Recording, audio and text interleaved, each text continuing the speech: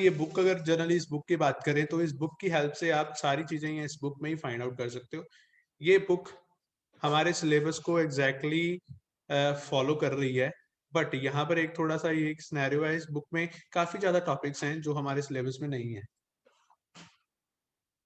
Right, तो इस book में काफी सारे ऐसे टॉपिक्स हैं जो हमारे सिलेबस में अवेलेबल नहीं है, तो हमें ध्यान से देखकर समझकर कि कौन से टॉपिक्स हमें पढ़ने हैं वो हम इस बुक में से पढ़ें।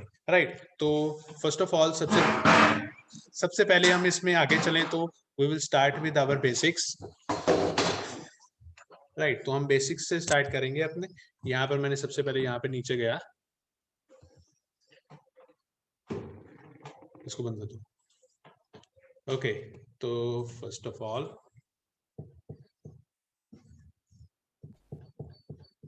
यहाँ पे आप देख रहे हो हिस्ट्री ऑफ जावा को एक्सप्लेन कर रहे हैं, जैसे हमारे सिलेबस में स्टार्टिंग टॉपिक था जावा के बारे में, जावा की एक्सप्लेनेशन आप रीड आउट कर सकते हो if you want to read थोड़ा सा इसके रिगार्डिंग की कैसे सी प्लस प्लस से इनरोल होकर आगे जावा में मूव किया गया जावा में। राइट, तो सी प्लस कैसे एक लैंग्वेज थी वो प्रोसीजर लैंग्वेज फॉलो कर रही थी और प्रोसीजर से नेक्स्ट में हम ऑब्जेक्ट ओरिएंटेड प्रोग्रामिंग में आए। राइट, तो ये बेसिक बेसिक चीजें हैं, आप अगर चाहो तो इनको रीड कर सकते हो, बट ये एग्जैक्टली इतना एग्जाम में आपको नहीं दिखने वाली। ठीक है, तो यहाँ से हमारी इंपॉर्टेंट चीज शुरू होती है। ये एक्चुअल में अगर बात करें तो ऑब्जेक्ट ओरिएंटेड प्रोग्रामिंग के फीचर्स के नाम से जाना जाते हैं, या फीचर्स ऑफ जावा के नाम से हम इन्हें बोल देते हैं।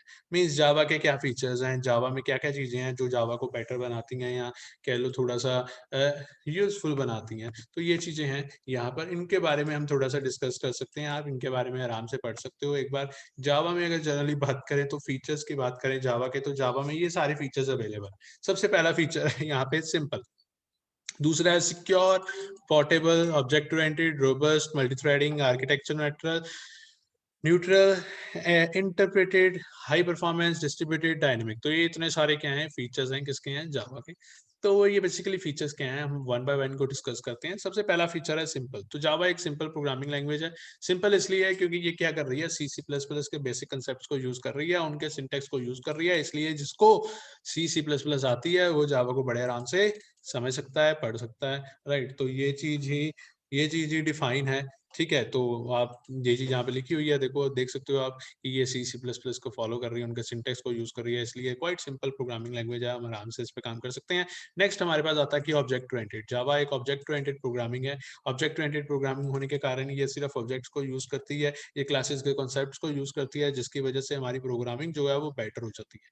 राइट, तो यूजुअली ऑब्जेक्ट को यूज करने का बेनिफिट ये होता है कि हम रियल वर्ल्ड प्रोजेक्ट्स बना सकते हैं, वो वाले प्रोजेक्ट्स जो रियल वर्ल्ड में काम में आ सकते हैं। ठीक है जी, उसके बाद हमें जनरली यहाँ पे हमें दिख रहा है रोबस्ट। रोबस्ट मींस जावा जो है एक स्ट्रॉन्ग लैंग्वेज है, यहाँ पे हम डिफिकल्ट चीजें भी कर सकते हैं। राइट, तो मल्टी प्लेटफॉर्म एनवायरनमेंट प्रोवाइड करती है हमें। राइट, तो यहाँ पर अगर देखें तो यहाँ लिखा हुआ है the multi platform environment of the web places extraordinary demands on program because the program must execute reliable in a variety of systems. तो जावा के प्रोग्राम्स की बात कर रहे हैं कि वो अलग अलग जगह पे चल जाते हैं। राइट, हम एक प्रोग्राम को कहीं पे भी बनाकर कहीं पे भी रन कर सकते हैं, इसलिए ये तो रोबस्ट है। राइट, तो वो चीजें यहाँ पे डिफाइन हो रही। नेक्स्ट देखें तो हमारे पास यहाँ पर उन्होंने डिवाइड कि जावा जो है वो मल्टी थ्रेडेड है। ये एक डिफरेंट टॉपिक है और ये एक इंपॉर्टेंट टॉपिक है। जो हमारी पुरानी programming languages C plus plus, वो जनरली बात करें तो मल्टी थ्रेडेड नहीं थी, वहां पे हम एक टाइम पे एक ही काम कर सकते थे। बट जावा एक ऐसी प्रोग्रामिंग लैंग्वेज है जिसमें हम एक टाइम पे एक से ज्यादा काम कर सकते हैं। एक टाइम पे एक से ज्यादा काम मींस हम मल्टीपल थ्रेड्स को यूज कर सकते हैं। थ्रेड क्या होते हैं, थ्रेड होते हैं धागे, धागे होते हैं। राइट, तो मल्टीपल थ्रेड्स मींस हम एक टाइम पे इतने सारे प्रोसेस बना लेते हैं और सारे process one by one pipelining के थ्रू या किसी भी एक आर्किटेक्चर के फॉर्मूले के थ्रू एग्जीक्यूट होते हैं और हमें मल्टीपल थ्रेडिंग परफॉर्म करके दिखाती है। अब जनरली बात करूं तो सी प्लस प्लस में मल्टीपल थ्रेडिंग नहीं थी, बट जावा जो है वो मल्टीपल थ्रेडिंग को सपोर्ट करती है और मल्टीपल थ्रेड्स हम बना सकते हैं। राइट, तो अगर आगे चलें तो आर्किटेक्चर जो है वो इसका न्यूट्रल है। राइट, तो बेसिकली सेंट्रलाइज आर्किटेक्चर है। राइट, अगर जनरली देखा जाए तो एक जगह पर प्रोग्राम बनाकर हम कहीं पे भी चला सकते हैं, इसलिए हम बोलते हैं इसको आर्किटेक्चर जो है वो न्यूट्रल है। राइट, तो इसको एक वर्ड से डिफाइन भी किया जा सकता है, वो नीचे मेरे को यहाँ से दिख गया इसका, write once, run anywhere, any time. तो ये एक बेसिकली इसका मेन जो स्ट्रक्चर है इसका ये डिफाइन करता है कि एक बार लिखो और कहीं पे भी रन करो, किसी भी मशीन पे रन करो, राइट। तो वो एक न्यूट्रल आर्किटेक्चर है, इसके लिए कुछ स्पेसिफिक चीजें डिफाइंड नहीं है कि ये चीज होनी चाहिए तभी हम इस पे काम कर सकते हैं, या ये हो तो ये कर सकते हैं, तो ऐसा कुछ नहीं है, न्यूट्रल है, राइट। तो उसके बाद इंटरप्रेटेड एंड हाई परफॉर्मेंस। तो ये जो लैंग्वेज है ये बेसिकली इंटरप्रेटेड करती है, दो चीजें करती हैं, कंपाइलेशन भी होता है और इंटरप्रेट भी होता है, राइट। तो दोनों चीजें यहाँ पे हमें हेल्प करती हैं हाई परफॉर्मेंस प्रोवाइड करने के लिए। सेकेंडली, जो भी लैंग्वेज अकेली कंपाइल करती है वहां पर हमारे पास प्लेटफॉर्म इंडिपेंडेंसी नहीं आती। ये एक लैंग्वेज है जिसकी वजह से हमारे पास प्लेटफॉर्म इंडिपेंडेंसी आती है। उसके बाद डिस्ट्रीब्यूटेड है। डिस्ट्रीब्यूटेड का मीन्स कि यहाँ पर जनरली हम वो एक कंप्यूटर की हेल्प से, एक एप्लीकेशन की हेल्प से डिफरेंट कंप्यूटर्स को भी साथ में कनेक्ट कर सकते हैं, राइट। एक दूसरे के साथ कम्युनिकेशन कर सकते हैं, डाटा को अलग अलग कंप्यूटर से भी शेयर कर सकते हैं using these kind of programming languages. तो वही यहाँ पे बताया जा रहा है, ठीक है। तो वो टीसीपी आईपी की बात की जा रही है, यहाँ पे आरएमआई की बात की जा रही है, रिमोट मेथड इन्वोकेशन की बात की जा रही है। डायनेमिक, डायनेमिक मीन्स यहाँ पर स्टैटिक चीजें नहीं है, हम डायनेमिकली प्रोग्राम को रन करते टाइम भी काफी सारी चीजें कर सकते हैं, राइट, जो यूजुअली हर प्रोग्रामिंग लैंग्वेज में सपोर्ट होता है। तो ये बेसिकली यहाँ पे ये बेसिकली फीचर्स हैं जो जावा के हमें एग्जाम में एग्जैक्टली नहीं पूछे जाएंगे ये, बट हमें इनके बारे में पता होना चाहिए, राइट। क्या है ये फीचर्स हमारे जावा प्रोग्रामिंग के, क्या क्या चीजें मतलब कि उसमें वो जावा को एक बेटर प्रोग्रामिंग लैंग्वेज बनाती है, राइट। तो मैंने एक जनरली एक ओवरव्यू दिया आपको, आप एक बार इसको रीड आउट कर लेना सारे इसको थ्योरेटिकली। तो यहाँ एवोल्यूशन ऑफ जावा की बात कर रही है, जावा कब आई, कैसे आई, राइट। तो सबसे पहले जावा ऐसी की बात हो रही है। अब हमारे पास जावा स्टैंडर्ड एडिशन हमारे पास 8 भी अवेलेबल है और अब हम 9 भी हमारे पास अवेलेबल है। तो हम 6 की बात भी यहाँ पे करें तो ये बेसिकली वर्जन नहीं होता, 6 जावा नहीं आ गई, ये 1.6 से चल रहा है। जावा 1 चल रही थी, उसके बाद 1.1 आई, 1.2 आई, 2 में काफी चेंजेस थी इसलिए उसको जावा 2 नाम दे दिया गया, फिर 1.3, फिर 1.4, सो ऑन टू आज 1.9 चल रही है जो हमारी जावा 9 है, राइट। तो ठीक है, आगे चलें। तो अब हमारे पास एन ओवरव्यू ऑफ जावा आ रहा है कि जावा में हम एक ऑब्जेक्ट ओरिएंटेड प्रोग्रामिंग लैंग्वेज में क्या क्या चीजें हम डिफाइन करते हैं। अब यहाँ पर क्लासेस और बहुत सारे कंसेप्ट आपको देखेंगे।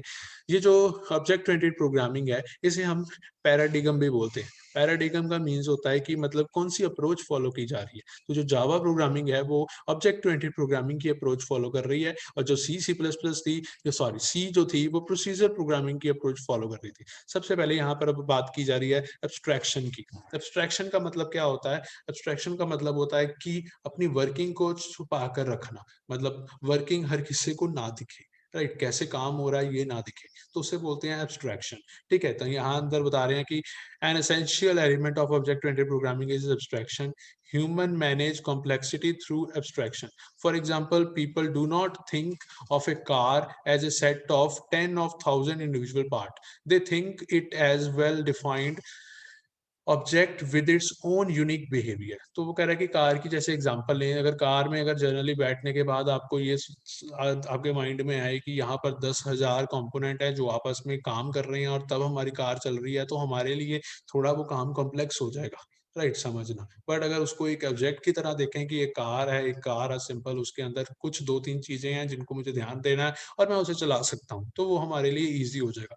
यही चीज वो डिफाइन कर रहे हैं कि काम कैसे हो रहा है अंदर, उसकी हेडेक यूजर को नहीं देनी, जो भी उसको यूज कर रहा होगा। ये एब्स्ट्रैक्शन का मेन मोटिव होता है, राइट। तो फर्दर चलें तो हमारे पास एब्स्ट्रैक्शन के बाद यहाँ कह रहा है कि 3 object oriented programming, the 3 object oriented programming principles की बात की जा रही है। यहाँ इनकैप्सुलेशन की बात हो रही है जो हमने पढ़ा। कह रहे हैं कि encapsulation is the mechanism that bind together code and data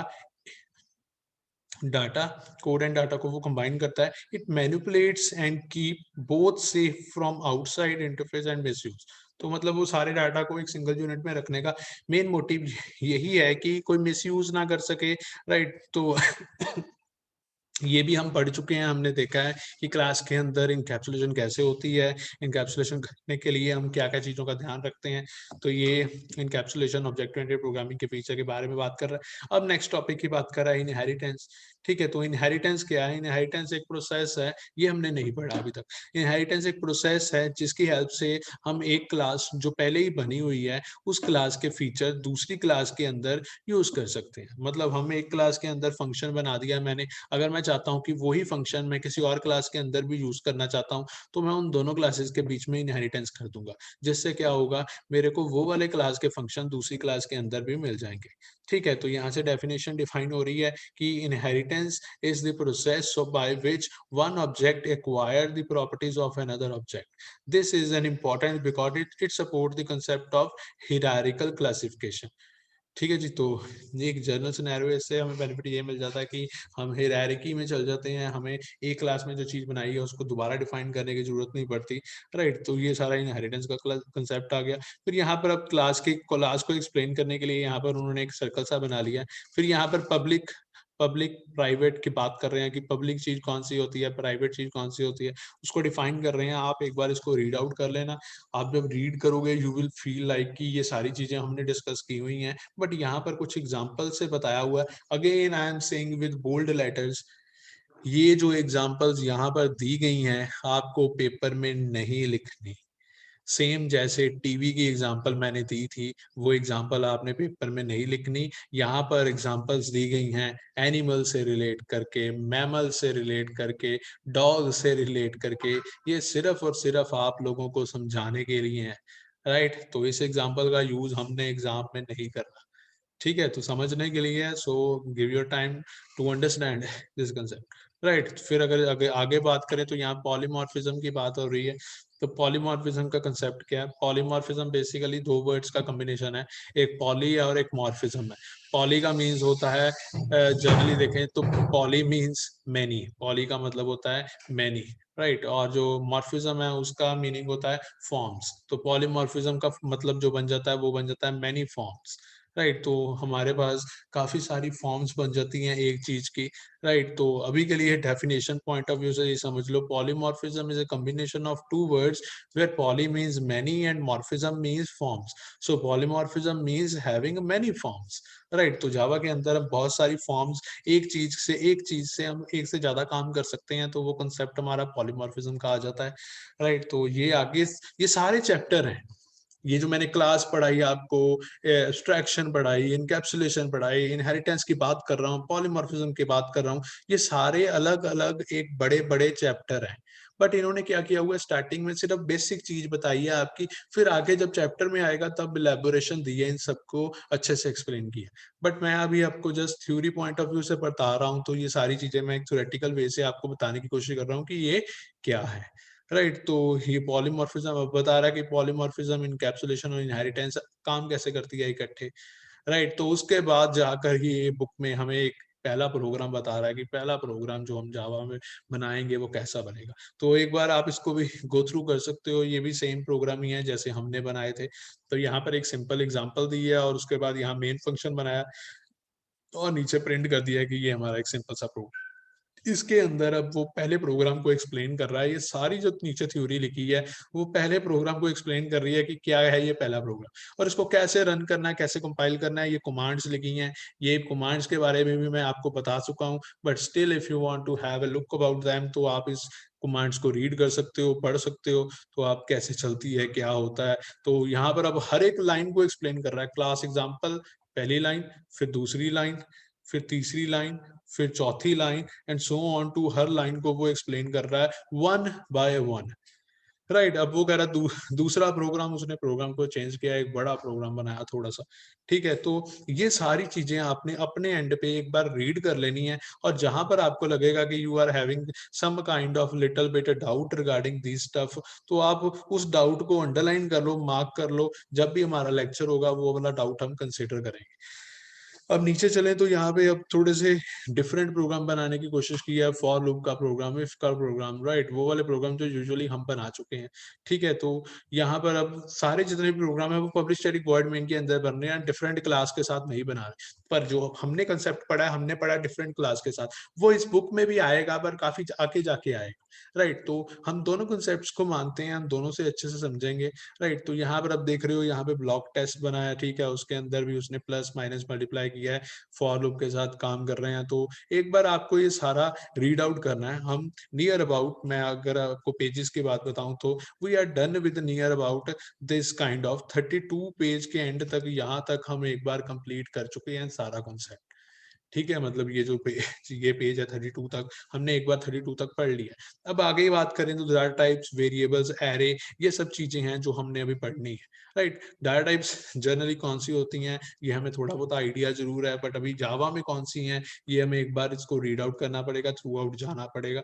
but अभी तक यहाँ तक हम सारी चीजें पढ़ चुके हैं, ठीक है। नियर अबाउट अगर इसको सिलेबस के पॉइंट ऑफ व्यू से देखें तो फर्स्ट एंड सेकंड चैप्टर हम कंप्लीट कर चुके हैं, अब हम थर्ड फोर्थ सो ऑन आगे कंटिन्यू करने वाले हैं, राइट। तो अभी आपको, आपका काम क्या है, अभी आपका काम है, आपको छुट्टी है कल की, राइट। तो कल आपके लिए हॉलीडे है, किस बात की हॉलीडे है ये आपको ग्रुप में इन्फॉर्म कर दिया जाएगा। फ्राइडे को आना है आपने, मतलब ऑनलाइन क्लास लगेगी। सैटरडे संडे फिर छुट्टी है, कई बच्चे सैटरडे संडे और कल की छुट्टी को कंसिडर करके फ्राइडे को भी मिस कर जाएंगे। तो इन शॉर्ट आपके पास 4 दिन है, तो 4 दिन में आपने इस बुक के यहाँ तक का ये एक बार रीड आउट करने की कोशिश करनी है, सारी चीजें समझने की कोशिश करनी है। अगर वहां पे आपको किसी तरह का कोई डाउट होगा, कुछ चीज आपको नहीं समझ आई होगी, वो आपने मेरे से डिस्कस कर लेनी है।